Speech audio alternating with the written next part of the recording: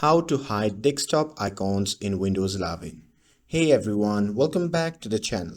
In today's video, I'm going to show you how to hide your desktop icons in Windows.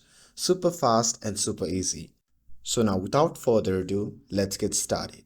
So first thing first, right click anywhere on your desktop, but make sure you are not clicking on an icon itself because that will bring up different options. So find an empty spot on your background and right click there. And from the menu that pops up, hover over to the view option and then click on show desktop icons, and once you click that, your icon will disappear. But don't worry, they are not gone for good. You didn't delete anything.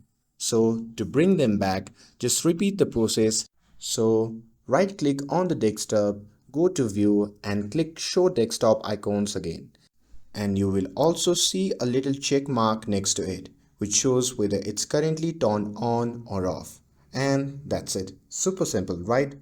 And with this, if you found this video helpful, then don't forget to like, share and subscribe to get updated for more videos. Thanks for watching, and I'll see you in the next video.